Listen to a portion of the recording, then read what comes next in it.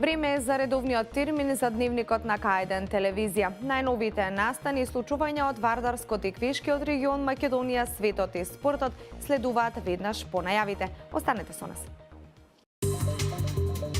Турската компанија Мурат Тиџарет потпиша договор за закуп на градежно земјиште во Тирс.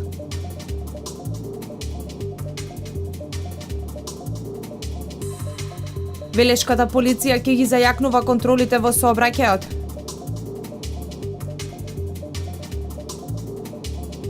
Општинската организација на Црвен крст Неготина организираше јавна трибина на тема превенција од болести на зависност.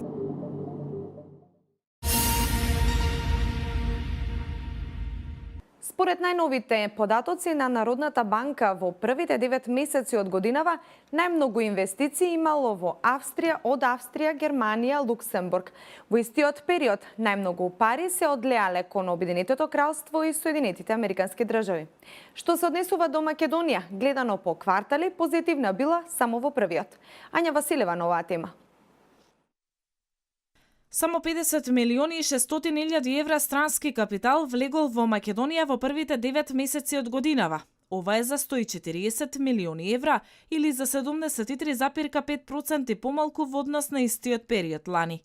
Неголеми приливи од Австрија и Германија, а одливи кон Британија и Америка.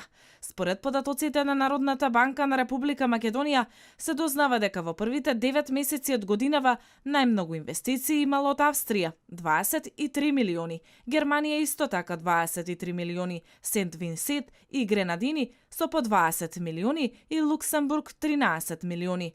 Во истиот период најмногу пари се одлеале кон Обединетото кралство, дури 76 милиони и Соединети држави 14 милиони. Во третиот квартал негативно салдо од скоро 58 милиони евра, гледано по квартали, Македонија била во позитива само во првиот. Во период од јануари до март влегле директни инвестиции во вредност од 110 милиони евра.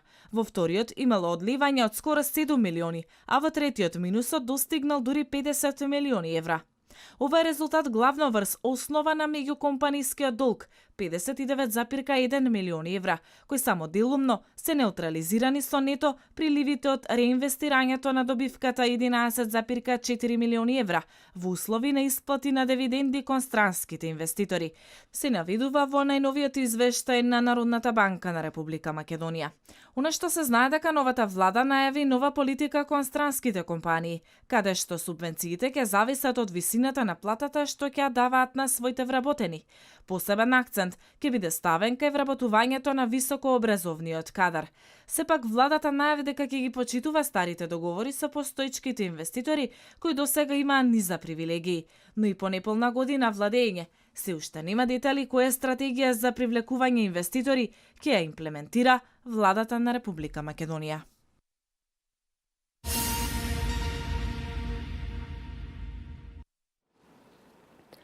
Според најновите објави на Државниот завод за статистика, индексот на бројот на работници во индустријата бележи пад во одредени сектори. Според статистика, бројот на работниците во индустријата во октомври 2017 година во однос на октомври 2016 година бележи пораст кај енергијата и интермедијалните производи. Индексот на бројот на работниците во индустријата во октомври 2017 во однос на октомври минатата година изнесува 104,4, објави Државниот завод за статистика. Бројот на работниците во секторот рударство и вадење на камен во октомври 2017 во однос на октомври 2016 бележи опаѓање од 1,0%, во секторот преработувачка индустрија пораст од 5%, а во секторот снабдување со електрична енергија, газ, пареа и климатизација пораст од 1,1%. Статистика објавува дека според главните индустријски групи, Бројот на работниците во индустријата во октомври 2017 во однос на октомври минатата година бележи пораст кај енергија за 0,3%, интермедијарни производи освен енергија за 12,8%, капитални производи за 16,8% и трајни производи за широка потрошувачка за 1,4%, додека опаѓање бележи кај нетрајни производи за широка потрошувачка за 2,3%. Индексот на бројот на работниците во индустријата во периодот јануари-октомври 2017 во однос на периодот јануари-октомври 2016 изнесува 101,8.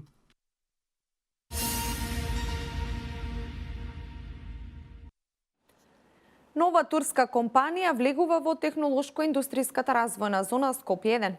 Компанијата Мурат Тиџарет планира во првата фаза да инвестира 6,6 милиони евра, со кои треба да се изгради производствен капацитет од над 6000 метри квадратни и да се вработат околу 300 лица. Договор за закуп на градежно земјиште во Тирс Скопје 2 подпишаа директорот на Дирекцијата за технолошко-индустријски развојни зони Александар Младеновски и менаџерот на компанијата Мурат Тиџарет Ејуп Гулсој.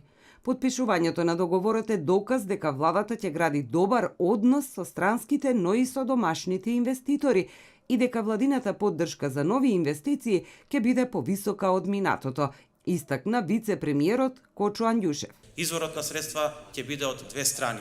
Прво, во новиот буџет на Република Македонија за поддршка на економските политики и за поддршка на економијата има детерминирано 46% повеќе средства од било кој буџет до сега, 46% во споредба со минатогодишниот буџет.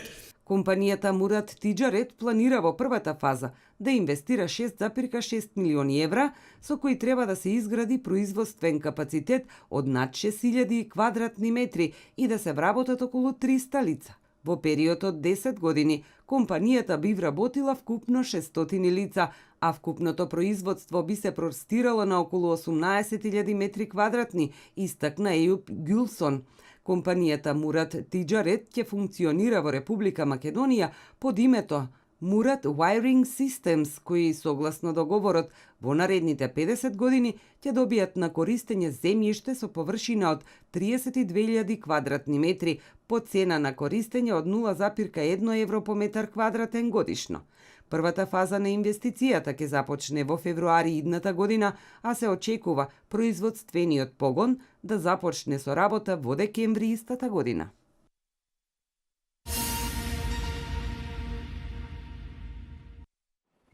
Продолжуваме на тема земјоделие.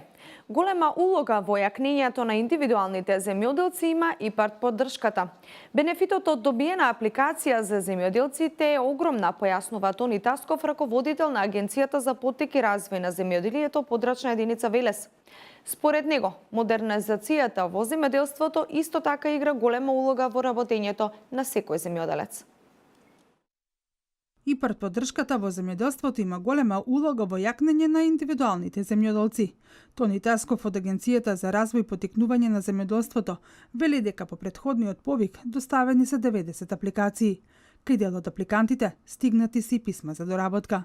Бенефитот од добиена апликација за земјоделците е огромен, бидејќи повратот на средства од 60 до 70%. Треба гајање на ИПАРДот, треба да бидеме околу земјоделецот, така да ние го правиме тоа, затоа што без надополнување со овие дополни ништо не сме направиле. Значи треба да се пази и на законските рокови, тоа да биде стручно. Тасков ги потсетува земјоделците за потребата од обнова на сертификатите за органско земјоделие. Оние кои што произведуваат органски производи добиваат и двојно поголеми субвенции. Секој сертификат има важност од една година. За минатата година веќе сертификатите се завршени, значи оние кои што се сега најавени у мај месец, април месец кога беше аплицирањето за органско, сега може да имаат па сертификати и со овие сертификати може да се аплицираат за соодветни субвенции, односно да им се зголемат основните субвенции од 50 до 100%, така да крајниот рок исто за аплицирање на субвенции за органското производство ќе биде 125 декември. Модернизацијата во земјоделството, Тасков вели дека мора да се следи, доколку целта е економски исплатливо работење на секој земјоделец.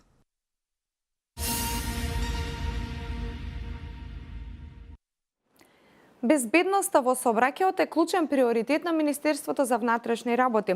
Според податоците на секторот за внатрешни работи Велес, секој четврти од контролираните бил позитивен на тестот за алкохол во крвта. Од тие причини Велешката полиција наредниот период ќе врши поголема контрола во сообраќајот.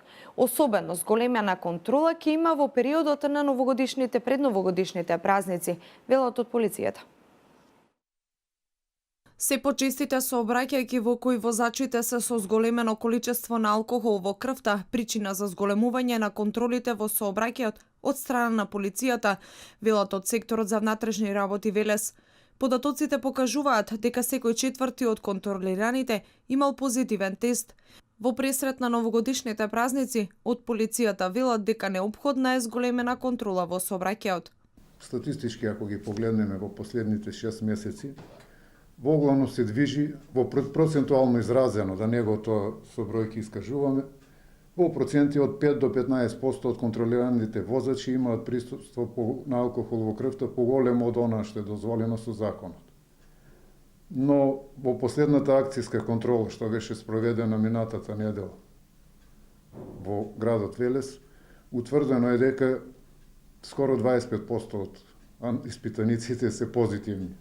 Нивниот алкотест беше позитивен. Неретко при контролите се утврдува дека под дејство на алкохол возат и почетници, велат од Велешката полиција. Тие апелираат на внимателност и почитување на сообраќајните правила, но и подсетуваат на високите казни и ризикот по сопствениот живот. Во законот постои група на возачи што се викаат возач почетник. Тоа значи лицето од кого ќе положи возачки испит, ќе се стекне со право да управува моторно возило. Првите 2 години се третира како има третман на воzač почетник. За нив се многу строги правилата и законите, никако не сме да има присуство на алкохол. И за жал пак од оваа група на граѓани често се случува да бидат под дејство на алкохол, а и некои други активности. Парична казна од 275 до 350 евра во денарска противредност предвидува законот доколку возачот вози под дејство на алкохол, но и забрана за управување со возило и негативни поени.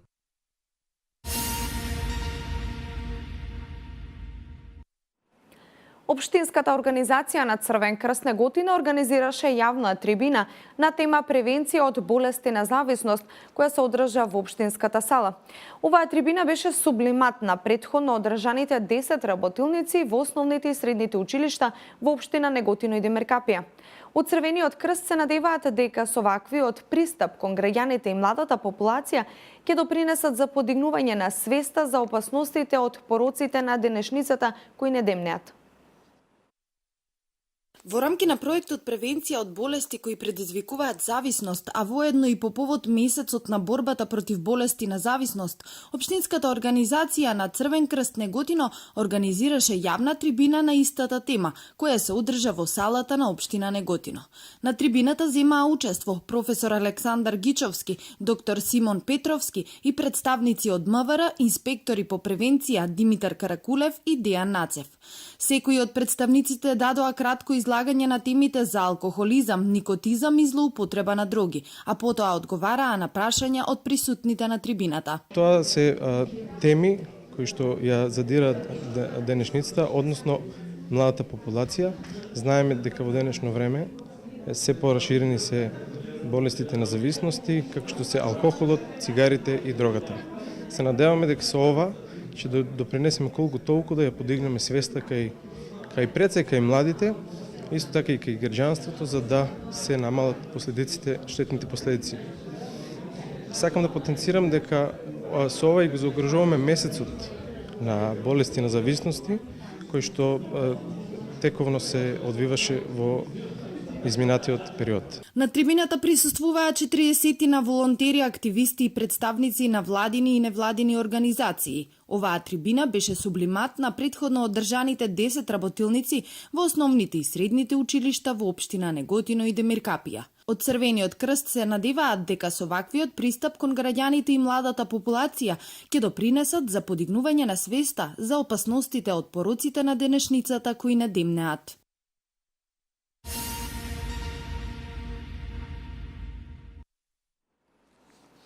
Јавното предпријатие Комуналец Кавадарци ги известува граѓаните дека поради обилните врнажи настанато е заматување на водата за пиење. Се препорачува во наредните денови превривањето на вода да има превривање на водата пред самото конзумирање. А ние продолжуваме понатаму со вести од Македонија. Обилните врнежи од дожд исто така предизвика изголемување на водостојот на сите реки во државата. Двојно е зголемено нивото на реките Варда, Треска, Крива река и Сатеска, а над просекот за ноември е и водостојот на реките Пчиња, Брегалница, Црн Дрим и Црна река. На сите мерни станици на Управата за хидрометеоролошки работи, нивото на реката Вардар е двојно повисоко од ноемврискиот просек, особено кај Демиркапија, каде се измерени 226 сантиметри, а просекот за ноември е 156 сантиметри. Кај езерата, минимално зголемување има кај Доранското езеро, додека Охридското и Преспанското езеро се околу просекот. Кривичниот суд во Скопје ги уважи жалбите на основното јавно обвинителство за гонење, организиран криминал и корупција и им одреди мерка притвор од 30 дена на уште 2 лица за настаните во Македонското собрание од 27 април. Кривичниот совет при Основниот суд Скопје 1 донесе решение со кое ги уважи жалбите на обвинителството и решенијата на судија на претходна постапка ги преиначи на начин што е уважен предлогот на обвинителството за определување мерка притвор и на осомничените БД и ВЈ им определи мерка притвор во трајање од 30 дена, се вели во соопштенијето.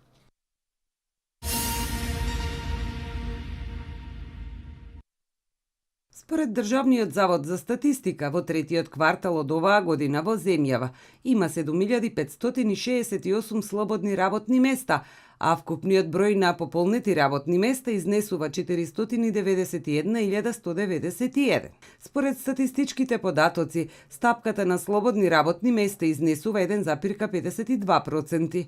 Највисока стапка на слободни работни места има во секторот објекти за сместување и сервисни дејности за храна или 3,15%, додека најмала е стапката во секторот снабдување со електрична енергија, газ, пареа и климатизација и изнесува 0,10%. Како што објави статистика, деловните субјекти со број на вработени од 10 до 49 имаат највисока стапка на слободни работни места, која изнесува 2,20%. Пелагонискиот регион има највисока стапка на слободни работни места, која изнесува 1,97%. Најголем број слободни работни места, односно 2594, има во петтата група занимања, работници во услужни дејности и продажба.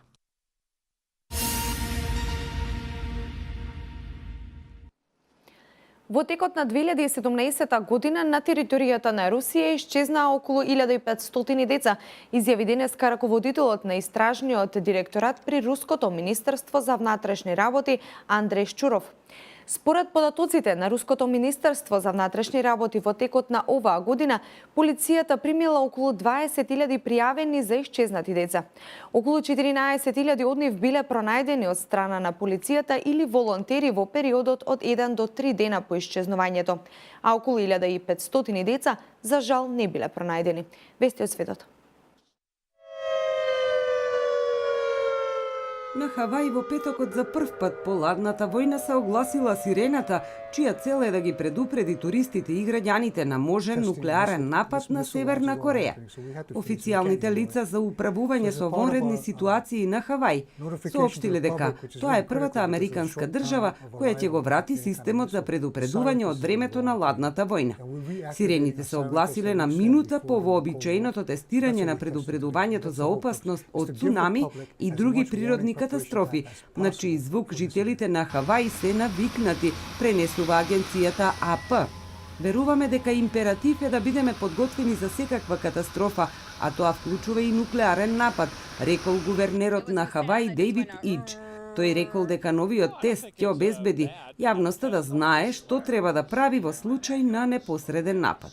Доколку е лансирана ракета, жителите и туристите ќе имаат помалку од 20 минути да пронајдат засолниште, соопштиле официјалните лица. Тестови ќе се одржуваат секој прв работен ден од месецот. Брзото предупредување е клучно за Хавајските острови, кои се наоѓаат на 4661 милја од Северна Кореја, предупредува CNN.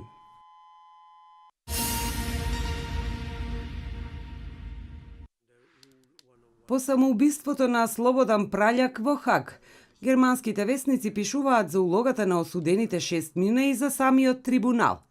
Многумина сметаат дека Праљак се исценирал како маченик. Хрватска жали за воениот злосторник, пишува Шпигел во онлайн текст по повод самоубиството на Праљак. Во текстот е опишано како хрватската председателка Колинда Грабар-Китаровиќ ја прекинала својата посета на Исланд и се вратила во Хрватска кога дознала за самоубиството на Праљак, како и тоа дека во хрватскиот парламент се одржало едноминутно молчење за него и за сите жртви на војната. Освен тоа, многу хрватски медиуми пишуваа за храбриот командир со 3 дипломи и дека во некои публикации биле остри кога станува збор за Праљак.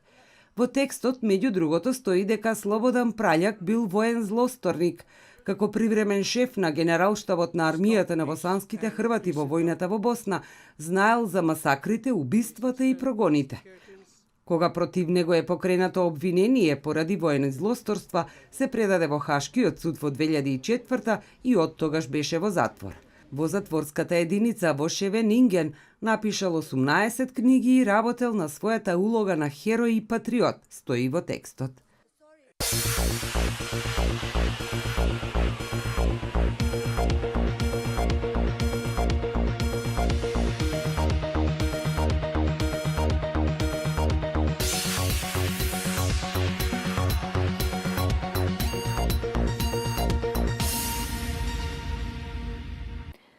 Дневникот го завршуваме со метеоинформациите. Денеска имавме проминливо облачно време со повремени врнежи од дожд. Според метеоролозите, поинтензивни врнежи имавме во западните и источните делови од државата, каде локално и наврнаа 25 литри на метар квадратен. Во јужните делови дури имаше и услови за грмежи. На планините на 2000 метри надморска височина повремен слаб снег. Дневната температура се движеше од 5 до 13 степени. Во ноќните часови и во неделат претпладне ќе има врнежи кои ќе бидат поинтензивни на западот. Од понеделник ќе преовладува посвежо време со северен ветер, а на планините краткотерено ќе има провеување на слаб снег.